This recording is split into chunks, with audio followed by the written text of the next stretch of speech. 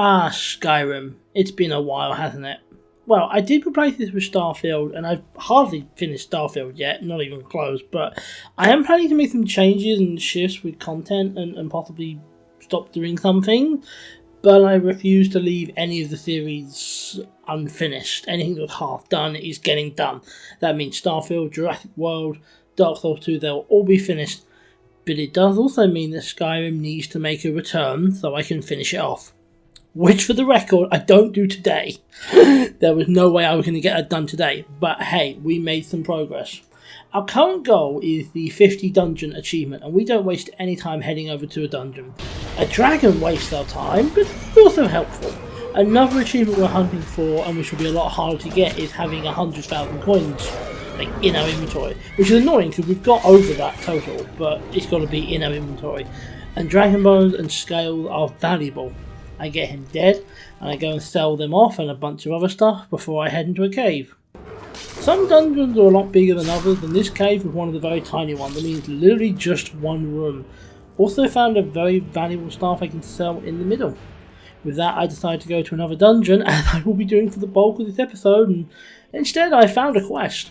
We'll do it though while we're here, because the quest literally involves helping this woman to kill everyone here.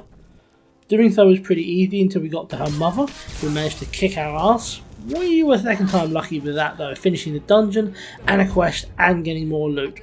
Then we went for another dungeon which, long story short, we ended up accidentally triggering a completely unnecessary fight in the middle of the water. Oops.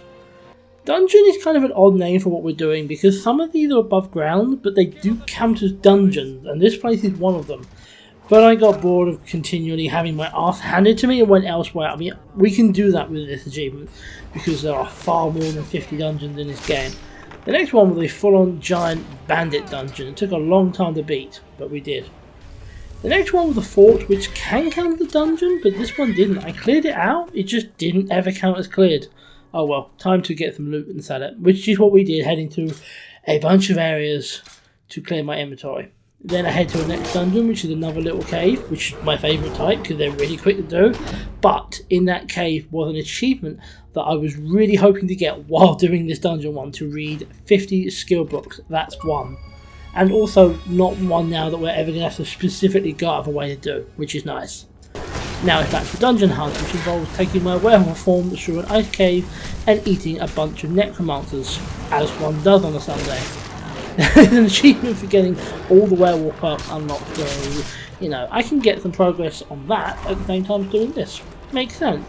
After a few more failed dungeons, I finally go to my final one, continuing to rip through it as a werewolf, although after a little bit it turns into another quest.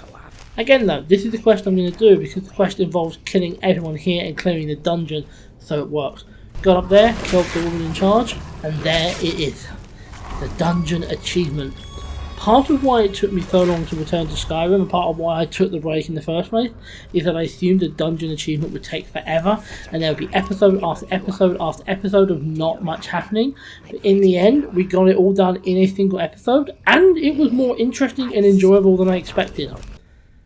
After selling off everything I needed, I did some research for achievements, because there's still plenty to do, and I ended up settling on the achievement for 15 Daedric objects. Since that's 15 quests, or well, at least how many left after. We would definitely finish some, so it's not going to be 15, I just don't know how many. That one though does sound like it would be more interesting and exciting. It also helps to, you know, with level up achievements, money achievements, all stuff like that. I haven't got time to make a big dent in this, but I can get one. The one I go for is Azura's star.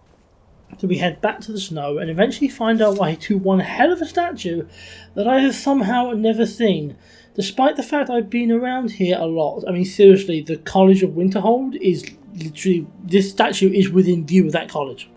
Anyway, we head up there, we have a chat with Aranea Ayenif, I know I butchered that, and she wants us to track down Azura's star. Seemed easy enough. We head down to the local tavern and bribe an elven sorcerer, as one does in life, into telling us exactly where the star was. Being held by an insane sorcerer, which is standard really at this point. I didn't waste any time going for werewolf when we got there, but the sorcerers were easy enough, and that specific one is already dead. I mean, literally he's just a skeleton, not much threat to us.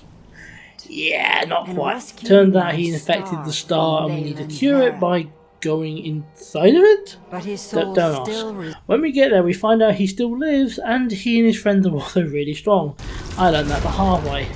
Getting back into it a little bit because of a blood dragon distraction, and when I eventually did get back in, I killed again. It took a good few attempts to get him, but when I did, of course, I ate him for good measure. With that done, we got the Azura star, and that is the first dangerous object down. As I said before, no idea how many there is to go because I've got at least a couple of others, but hey, it's the start.